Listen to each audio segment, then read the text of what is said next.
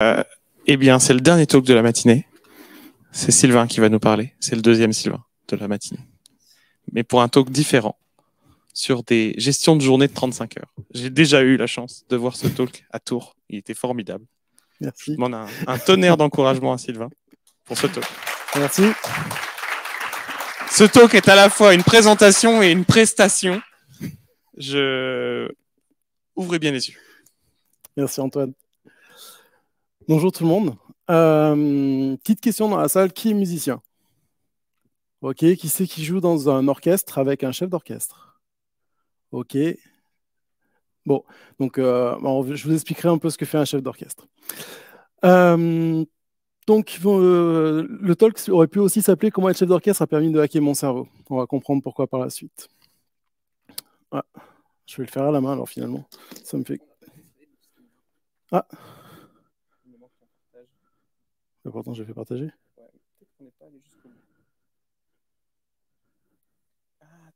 T'as pas donné l'autorisation à ton Chrome sur tes slides. Sinon, on va mettre la caméra pour pouvoir à la fois te slides. On n'a pas les slides. C'est pas grave, on va dézoomer, on va les avoir. Ouais. Mais il faudra pas que tu bouges trop. Ça marche. De toute façon, en fait, vu que la manette ne marche pas, je vais rester derrière le pupitre.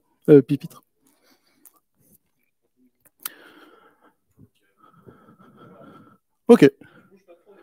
Parfait, je ne bougerai pas plus que ça. Donc pourquoi j'ai fait ce talk? En fait, on m'a souvent posé la question de pourquoi je gérais, comment je faisais pour gérer autant de choses. Vous allez voir par la suite, il y a un petit passage un peu ego trip qui n'est pas du tout ce que j'aime, mais qui était là pour appuyer un peu la présentation. Et aussi, j'avais envie de partager ma passion de la musique avec la direction d'orchestre. Qui suis-je? Je suis Sylvain Gougouzian, je suis plutôt connu sous le nom de Gou sur Internet depuis une bonne vingtaine d'années. J'ai eu 40 ans en 22, donc Team 82 aussi. Marié, j'ai 2 enfants, un de 6, un de 10. Et si vous êtes sur goose.dev, vous avez accès un peu à tous mes réseaux sociaux. Donc voilà, pour me contacter. Ce que je disais, donc le passage un peu ego trip, qui était là surtout pour appuyer le talk. Donc qu'est-ce que je fais? Je suis consultant chez Zenica à Clermont-Ferrand. Ça m'occupe, on va dire, à peu près 40 à 50 heures par semaine avec les trajets. Je suis également vice-président d'une association qui est une école de musique, dans laquelle j'occupe principalement le poste de DRH. Je m'occupe aussi de toute la gestion de l'école, les relations avec la mairie, tout ça. Je suis également chef d'orchestre de la classe d'orchestre. Je dirige aussi l'harmonie. Et cette année, j'avais encore un peu de temps, donc je suis prof de trompette. Aussi, je suis auto-entrepreneur dans lequel j'accompagne deux entrepreneurs à créer chacun leur entreprise. Donc, je les aide un peu sur les parties POC techniques et aussi choix stratégiques, ayant déjà créé des entreprises par le passé. Je suis trompettiste et sous-bassophoniste dans une banda qui m'occupe principalement les dimanches matins pour les répètes, mais surtout l'été, où on a pas mal de prestations. Donc, le sous-bas, pour ceux qui ne connaissent pas, c'est le gros instrument avec le gros pavillon. Voilà. J'ai quelques projets open source que j'essaye de maintenir. Je suis aussi membre d'une communauté de rétro gamers, donc les productions de moi, dans laquelle on fait pas mal de streams, un par semaine en moyenne. Le responsable de la communauté stream lui 2 fois par semaine, mais ça fait qu'on va toujours vivre dans la communauté ou autre. Ce qui m'a donné l'envie de streamer. Donc pareil, petit clin d'œil à ce matin, le stream. Je stream pas beaucoup, justement, donc tout ce qu'on déroule depuis tout à l'heure, c'est de mon plus important à mon moins important, à la fois en termes de priorité et à la fois en termes de temps dans ma semaine. Je stream donc à la fois du live coding de mes projets open source, mais aussi des compositions ou des arrangements que je fais à mes heures perdues. J'aime bien tout ce qui est maker, avec bidouiller avec des Arduino, des Raspberry Pi, de faire l'impression 3D, de plusieurs imprimantes 3D à la maison.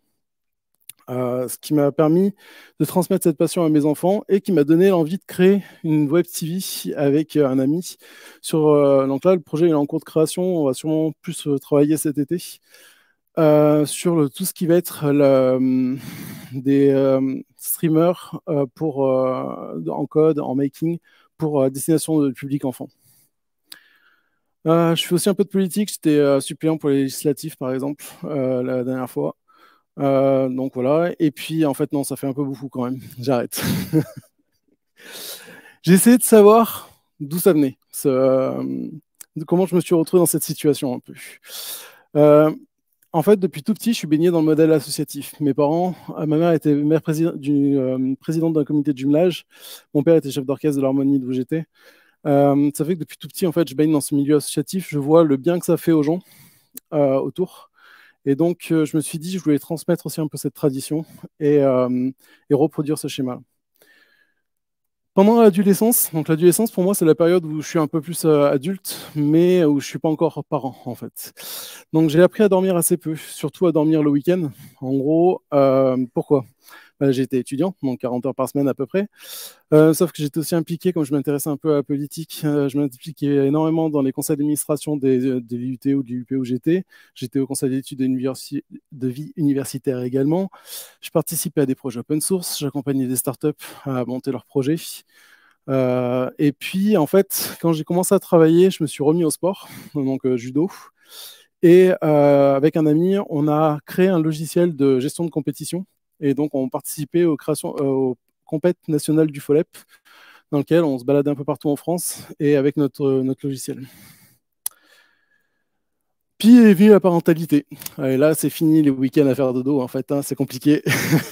Donc, j'ai découvert un peu le système des routines en place. Donc, c'est-à-dire, je me figeais des périodes dans mon emploi du temps en disant, bon, là, je vais me concentrer exclusivement à ça. Et puis, tant pis pour les autres choses, je les ferai plus tard, on verra. Je procrastinais encore énormément à cette époque-là, quand même. J'étais un très gros procrastinateur avant la parentalité. Et j'ai découvert aussi le système des micro-siestes. En fait, une micro-sieste, ça consiste juste à se poser sur le canapé, être 5 minutes à couper un peu le visuel, garder l'audio quand même, parce que bon, s'il y a un gamin qui s'est mal ou autre, assez réagir. Mais par contre, se forcer à pas interagir avec les gens qui sont dans la salle s'ils font des trucs. Donc, ça m'a permis de bien me reposer et surtout de réduire mon temps de sommeil finalement le week-end. Voilà. Arrive la partie chef d'orchestre. En fait, aussi, on dit dans la vie d'une personne qui est bien organisée que sa vie est réglée comme du papier à musique. Donc, je vais essayer de vous expliquer pourquoi. Comme je disais tout à l'heure, mon père était chef d'orchestre. Il est toujours.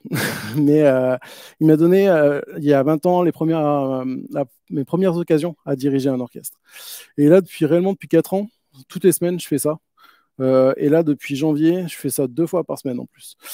Donc, en gros, un chef d'orchestre, pour moi, la partition du chef d'orchestre, j'ai voulu paraphraser Tolkien, ce qui me permettait de exprimer un peu plus ce qu'est une partition de chef d'orchestre. Pour moi, la partition de chef d'orchestre, c'est une partition pour les diriger tous, une partition pour les trouver, une partition pour les amener toutes dans la lumière, les lier. En fait, un score ou un conducteur, c'est ça. C'est une partition de musicien, en fait, lui, il a sa partage avec ses lignes, etc. Il a une seule page. Moi, chaque ligne correspond à un instrument. Donc, pareil, comme le musicien, ça se lit de gauche à droite, sauf que moi, je dois lire toutes les lignes en même temps, en fait. Donc, c'est pas trop possible humainement, on est d'accord. Ça demande pas mal de travail en amont. Mais lorsqu'on dirige, il faut quand même qu'on puisse avoir des points de repère, tout ça. C'est ce que je fais, en fait, avec les codes couleurs. Donc, par exemple, je mets des grandes barres de couleurs qui me permettent de visualiser quels sont les instruments que à qui je dois donner le départ, en fait. Par exemple, là, en fait, je donne souvent des départs aux musiciens qui ont 4-5 mesures à compter, voire un peu plus. Donc, certains, pour compter 20 ans, c'est compliqué, en fait. Hein. Compter jusqu'à 20, c'est un peu compliqué. Donc, résultat, on les fait partir. Ça, c'est le rôle de ma main gauche. Et donc, les codes couleurs, par exemple, le rouge, c'est le cuivre, les verts, c'est les percussions. Et je mets aussi des petits codes couleurs, des petites pastilles pour savoir qui doit jouer fort, qui doit jouer doucement. Donc, en un clin d'œil, finalement, sur ma partition, je sais à peu près ce qui se passe. Le chef, il a sa baguette de chef d'orchestre et il fait ce qu'on appelle la battue. La battue, il bat par exemple à 4 temps, ça fait 1, 2, 3, 4, 1, à 3. Attends, ça fait 1, 2, 3, à 2, 1, 2. En fait, le 1 va toujours être là. C'est un repère pour le musicien. Donc en fait, le chef d'orchestre, il doit faire comme une tâche qui va tourner en background sur un ordinateur. Il doit faire ça par derrière il doit s'en souvenir, il doit garder toujours le même rythme, le même tempo, penser à changer quand il faut changer par rapport à la partition. Et donc, il a ça en tête. Cette battue, c'est un automatisme qu'il doit oublier. Parce qu'en fait, très simplement, il faut qu'il pense aussi à lire sa partition, à écouter, à faire les départs, tout ça. Donc, il faut qu'il oublie. Donc ça va être une routine. Finalement, c'est ce que je vais appeler une routine et c'est quelque chose qui va tourner en tâche de fond. Comme je disais aussi tout à l'heure, je lisais. Mais il faut que j'entende ce qui se passe aussi. Lorsque j'écoute ce que font mes musiciens, je peux entendre des fausses notes, etc. Et puis surtout, donc, il faut que je donne les départs. Mais si je donne le départ pile au moment où le musicien doit partir, il va y avoir de la latence, c'est normal. Donc, je dois anticiper cette latence. Ce qui me demande en fait de lire, on va dire, entre 3 et 5 mesures en avance de ce que je vais entendre. Donc, il faut que je pense à ce que j'ai entendu, à ce que j'ai lu, pardon, à ce que je devrais entendre normalement, donc ce que je me suis imaginé, ce que j'entends réellement. Et puis, bon, en concert, je ne vais pas couper le morceau, sauf si vraiment c'est trop décalé. Ça m'est déjà arrivé une fois avec la classe d'orchestre. Après, le public, il excuse parce que c'est des gamins. Donc voilà, avec des adultes, c'est plus compliqué. Et donc, ça va être surtout en répétition que ça va être ce travail-là. Et donc, pour moi, c'est ce que j'appelle la paralysation du cerveau, finalement. Je suis capable de faire plusieurs tâches en même temps. Donc, finalement, c'est possible. Il n'y a pas que les femmes qui le font. Hein. Tout le monde est capable de le faire. On arrive donc à l'étape que vous attendez tous, la partie trucs et astuces. En fait, je me suis dit, bon, bah voilà, je gère plein de trucs en même temps, je procrastinais énormément, j'arrivais pas trop à gérer tout ça, j'avais des galères, comment je vais m'organiser? Ben, je me suis dit, en fait, pourquoi je vais pas faire de mon agenda un peu comme une partition de chef d'orchestre? Donc l'idée, en fait, c'était d'être le chef d'orchestre de ma vie. Pour cela, qu'est-ce que je fais? En fait, j'ai mis en place chez moi un Rainbow Calendar, ce que j'appelle un Rainbow Calendar. Et là, on va avoir un petit clin d'œil à Sylvain tout à l'heure, parce que j'aime bien le côté word art, moi, avec les arc-en-ciel sur les couleurs. Donc, pour moi, c'est en fait juste, je mets un code couleur par activité, par personne de mon foyer. Et puis, ça me permet d'avoir visuellement de savoir qui fait quoi quand, en fait, rapidement. Aussi, j'utilise énormément les emojis dans mon agenda parce que on dit souvent qu'une image vaut plus que 1000 mots. Si on a un agenda qui est assez chargé, qui est en commun avec tout le monde, c'est difficile à lire tous les textes, etc. Alors que par exemple, un picto trompette, on sait que c'est quand c'est que j'ai mes cours de trompette. La caméra, c'est quand il y a des streams. Les assiettes, c'est quand il y a un repas avec des amis ou autre. Donc, facilement, on peut repérer avec l'agenda qui fait quoi quand. Voilà, par exemple, mon agenda du mois de novembre, j'ai enlevé l'agenda Bedrock avec toutes les réunions, tout ça. Mais en fait, c'est en rouge, par exemple, donc c'est Zenica. En bleu, c'est mon perso. En rose, c'est ma femme. Quand elle a des déplacements, les violets, c'est pour la famille. Le jaune et vert, c'est mes enfants. Résultat, très rapidement, je vois que mes enfants, le mercredi, ils ont des activités. Donc ça fait que si c'est moi qui suis le mercredi à la maison pour pouvoir les garder, eh ben, je sais qu'il faut que je pense à les amener aux activités et pas être à la maison dans mon travail à temps plein focus. Donc il faut que je pense à ça. Résultat, on voit très simplement, je peux voir sur cet agenda quand c'est que je suis occupé, quand c'est que je suis disponible, ce qui est assez rare. Sur la semaine, c'est pareil, en fait, les plages horaires, ça permet de bien voir rapidement quelles sont les plages qui sont occupées. Aussi, avec tout ça, j'utilise énormément le mode asynchrone, en fait. Comme tout à l'heure, je disais, Team 82, je suis vieux, j'ai connu un monde sans téléphone portable, où c'était bien quand on partait de la maison, on n'était pas dérangé. Et donc, souvent, quand on appelait les gens, on était frustrés, on les avait pas au bout du fil. Et cette frustration maintenant, et je trouve qu'elle s'est accentuée depuis les téléphones portables, c'est vraiment, on doit avoir la disponibilité en permanence. Alors que je suis resté moi un peu dans ce mode un peu arriéré en quelque sorte, où pour moi, si j'ai pas la personne au bout du fil, ça va m'énerver. Donc, je laisse jamais de message sur répondeur aussi parce que personnellement, je sais pas trop. Moi, j'écoute pas du tout les messages vocaux, et que ça soit sur WhatsApp ou autre. Voilà, c'est pas que j'ai pas le temps, c'est pas, ça fait du son. Donc, résultat, si je veux écouter les messages vocaux le soir dans le lit, ça va réveiller ma femme, elle va pas être contente. Donc, résultat, en fait, j'appelle assez peu les gens. J'utilise principalement donc le mode texte. Parce que aussi, je l'appelle pas, c'est pas parce que je tombe pas dessus aussi, c'est que j'ai peur de les déranger. Bah, moi, quand je suis focus dans mon boulot, j'aime pas trop avoir le téléphone qui sonne ou autre parce que je suis concentré et je me dis, je dois pas être, si je le pense, je suis pas tout seul à le penser. Donc, j'utilise le mode texte, principalement les messageries instantanées. Donc, pareil, on a connu l'avènement des messageries instantanées avec ICQ, OL Messenger, tout ça. C'était cool parce que c'était en temps réel, même Caramel, c'était cool. Mais pour moi, la messagerie instantanée, c'est plus un médium que tout le monde utilise assez facilement. Et donc, je te transmets l'information.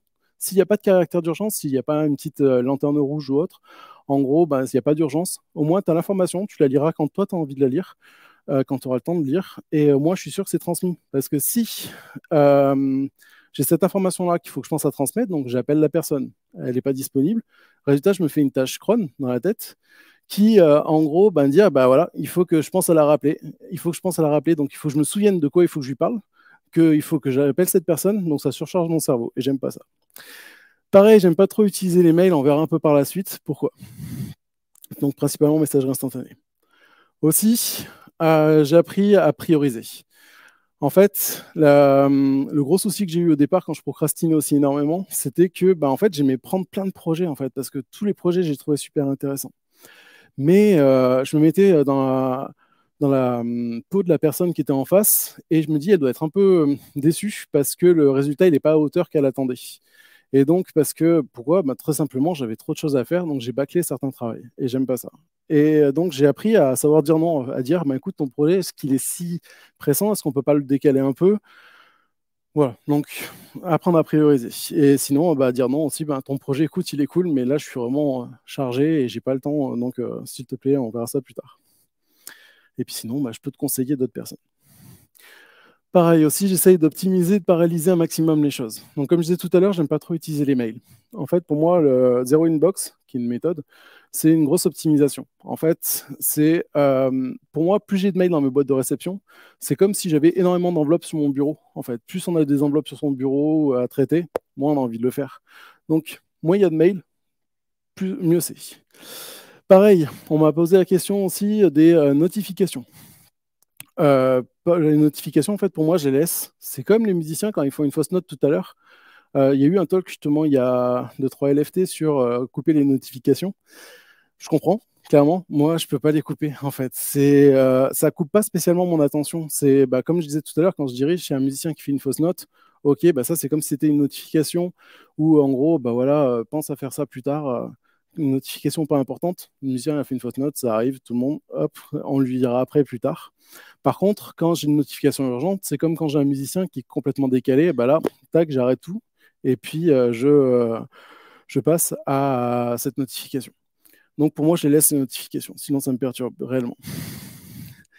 Donc, comme je disais depuis tout à l'heure aussi, les routines et automates. Donc là, depuis tout à l'heure, je bats en fait la mesure. J'y pensais plus vraiment. Ça m'a pas trop empêché de tenir mon discours ou autre. Le principe des routines, c'est de faire des choses qui sont récurrentes, qui sont toujours de la même manière, et on n'a pas de... le cerveau n'a pas besoin d'y réfléchir.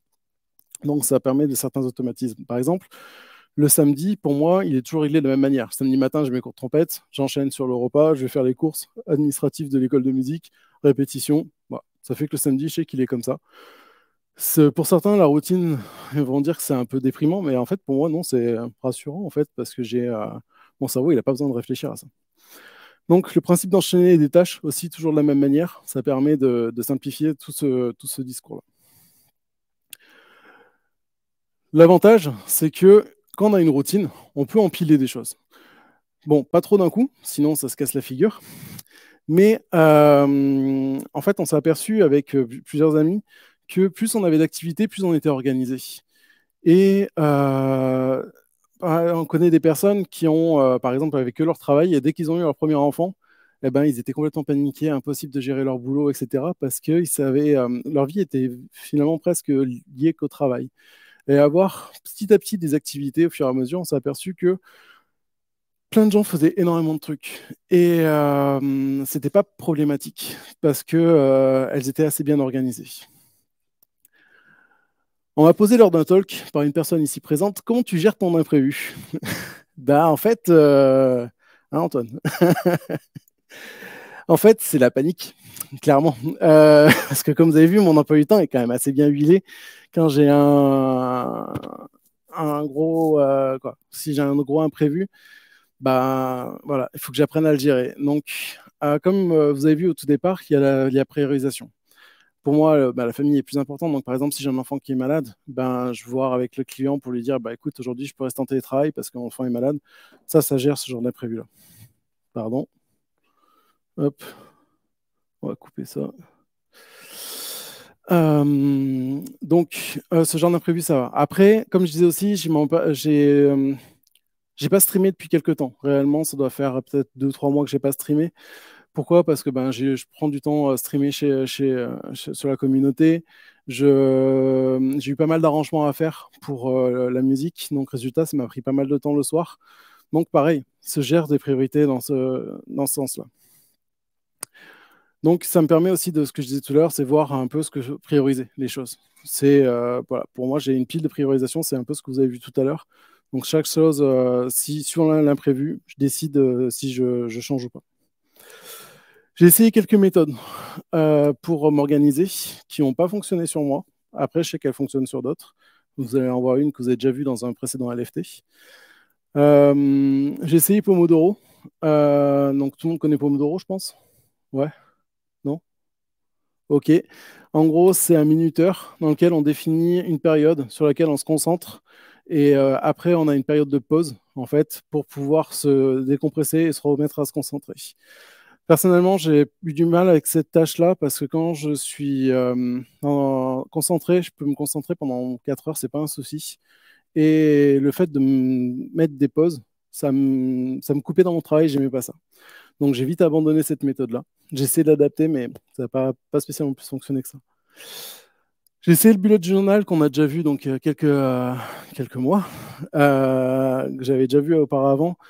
Pareil, ça m'allait pas trop du fait un peu des to-do ou autres qu'il fallait penser à cocher ou à planifier. Résultat, ça m'allait pas. Je suis pas arrivé à m'organiser assez parce que je suis assez peu rigoureux sur justement les to-do.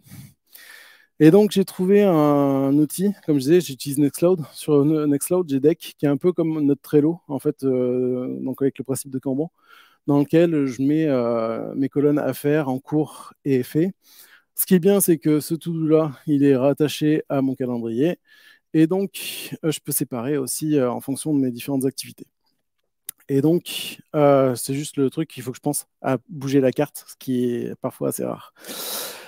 Donc voilà, on va passer un peu à la conclusion. Donc, ce que je disais, c'est que les routines, pour moi, sont les automatismes. Ça m'apporte du bien. J'ai pas besoin de réfléchir, mon cerveau, il n'a pas besoin de se dire, ok, attends, j'enchaîne avec quoi déjà? Non, c'est les premiers temps.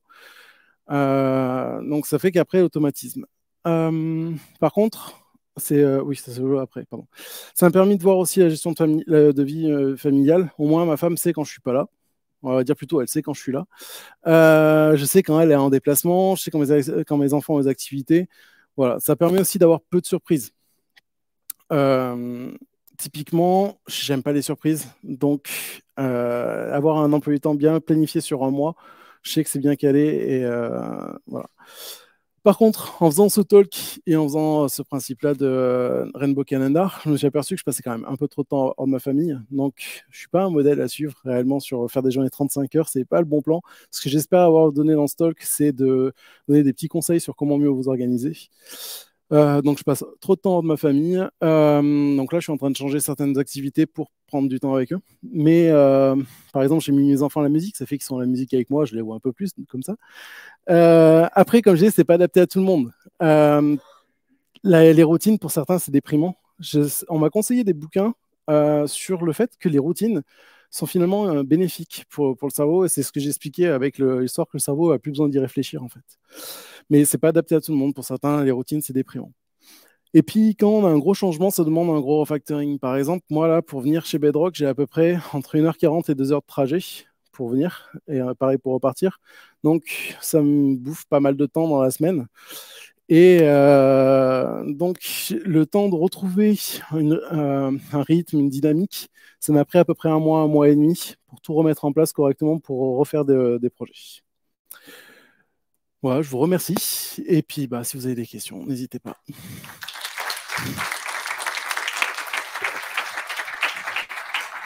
Merci Sylvain. On va prendre une question sur Internet et une question après dans la salle. Yes, alors question sur Internet. Comment tu fais quand ton enfant est invité à un anniversaire et qu'il faut que tu le déposes pendant tes activités du samedi? Alors, on est deux dans la il y a ma femme qui s'en occupe souvent Ah ouais. quand c'est le matin. Quand c'est le matin. Si c'est après-midi, c'est moi qui m'en occupe. Style administratif, en fait, j'ai personne qui me bloque. Donc, résultat, en fait, le samedi après, je les amène, soit ma femme les récupère parce que c'est là où je suis en répétition après. Donc, ouais. Mais on s'arrange après. Voilà, c'est beaucoup de discussions dans le foyer. Et justement, ma femme aimerait faire un talk sur comment vivre avec une personne qui fait des journées de 35 heures. Est-ce qu'il y a une question à la salle? Ah, un certain Christophe. Du coup, j'ai une question, mais je vais en poser plusieurs. Déjà, tu as dit que tu dormais peu. Tu dors combien de temps par nuit? Entre 4 et 5 heures. Après, en fait, de temps en temps, mon corps se fatigue quand même parce que j'ai 40 ans maintenant. Avant, c'était bien. Quand j'avais 20 ans, ça allait. Il y a des fois où je dors 8 heures, en fait. Voilà. Ça fait une bonne nuit. Mais voilà, en fait, j'ai essayé des fois de dormir plus, voire dormir plus, mais je me couche à 10 heures, à 2 heures du matin, je suis réveillé, en fait. Donc, il faut que je m'occupe. Voilà. Et en faisant un calendrier à la seconde près, un temps de trajet comme aujourd'hui pour venir à 1h30, 1h45, comment tu fais pour que ce soit pas totalement déprimant ou trop anxiogène? Alors oui, j'ai oublié d'en parler dans la partie parallélisation. En fait, souvent, en direction d'orchestre, je dois travailler les morceaux, l'écoute, etc. Donc, pendant les trajets, j'écoute ça. Je fais de la veille avec les podcasts. Avant, j'avais pas de trajet, j'étais en télétravail, donc à temps plein. Et résultat, en fait, j'avais pas ces 8 heures par semaine à combler. Donc 8 heures, c'est une journée de travail, en fait. Et donc, j'ai essayé de voir comment combler ça. Donc, soit je réfléchis par rapport au boulot avec des problématiques ou autres, mais sinon, c'est surtout des podcasts.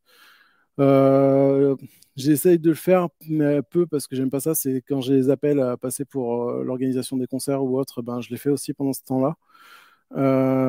Et puis oui, donc résultat, c'est vraiment la parallélisation avec surtout le travail de l'orchestre, en fait, finalement. J'occupe ce temps-là avec la podcast, pour faire de la veille. De rien. Et encore merci Sylvain pour cette super presse. On se retrouve cet après-midi à 14h. Allez, ciao.